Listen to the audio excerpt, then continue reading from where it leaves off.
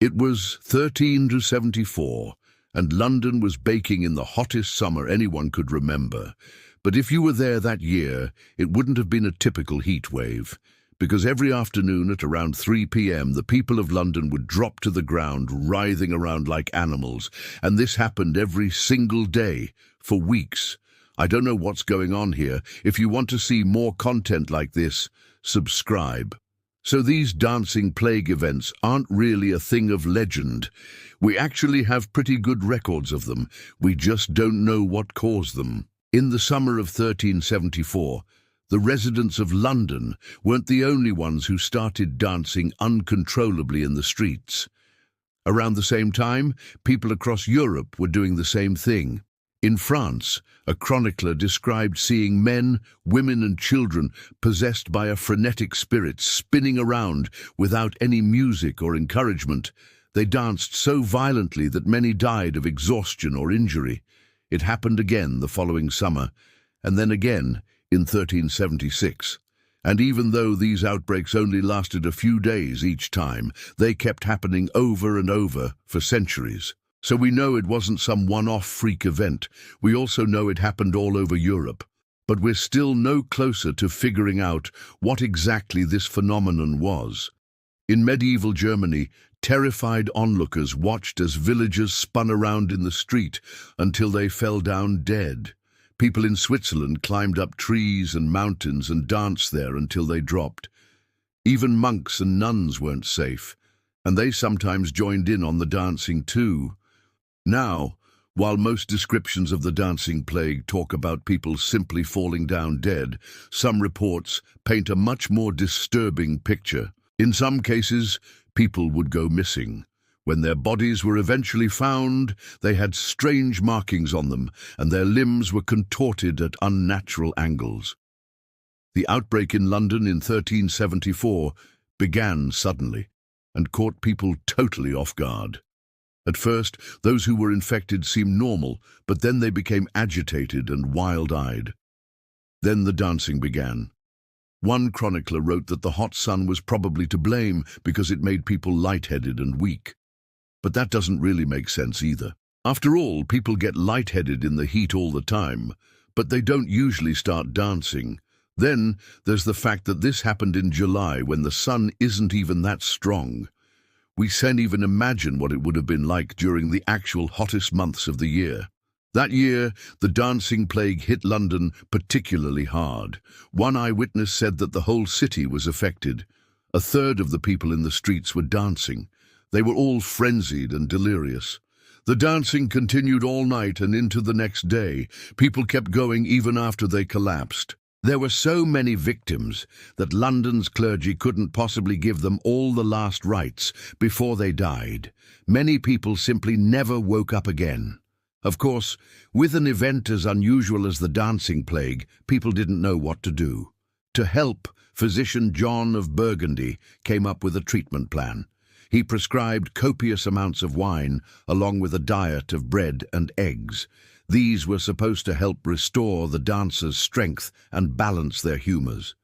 But this treatment mostly just gave the patients diarrhea and made them weaker. Most of the people who got sick during the dancing plague recovered, but it wasn't always in time. For the plague to end, the physician suggested dancing in a circle could divert the disease from the heart and lead it out of the body. But this just ended up killing even more people. There are a lot of theories about what could have caused such a widespread and deadly disease. Some say it was an extreme reaction to something called acute mountain sickness, which is caused by a sudden change in altitude. But since it didn't seem to affect everyone, that's not very likely. Others believe it was an early form of mass hysteria, which does explain why it happened all over Europe. But that doesn't explain why people died or why they had strange marks on their bodies. Some historians think the dancing plague was actually an extreme form of ergotism, a disease caused by eating grain that's been infected with a fungus called ergot. Since the disease affects blood circulation, symptoms include uncontrollable dancing, burning sensations, convulsions, and gangrenous growths. Ergotism also causes hallucinations and delusions, which may explain why some of the victims climbed trees or were found in strange positions. But the weirdest theory of all is that the dancing plague was caused by mass poisoning. According to historian Andrew Webster, rye flour in the 14th century was often contaminated with toxic plants that caused gangrene and other terrible symptoms. It would explain why the victims were sometimes found dead with strange markings on their bodies. This theory is supported by the fact that the dancing plague seemed to affect the poor the most, since they were the ones who were most likely to eat contaminated flour. Whatever the cause, the dancing plague didn't stay limited to Europe. By the 15th century, epidemics of dancing mania were reported all over Africa and Asia too. In 1488, a severe outbreak killed thousands in Italy, Spain, and France, and the dancing plague even made it to the New World in the 16th century. In 1518, a woman in Strasbourg, Germany, began dancing erratically. At first, she was seen as a local oddity, but soon hundreds of people in the town were seized by the same urge to dance. Doctors were baffled, so they tried treating her with bloodletting, a common medical practice at the time where they cut open veins to release bad blood. Surprisingly, this actually worked. The woman stopped dancing and went back to normal. But now the doctors were faced with a whole bunch of patients who needed treatment, and bloodletting didn't work on them. The dancing continued for 5 days and 5 nights until the townspeople were exhausted and close to death. By the end, 15 people had died. One chronicler blamed the Strasbourg outbreak on poisonous strawberries. Other people thought it was God's punishment.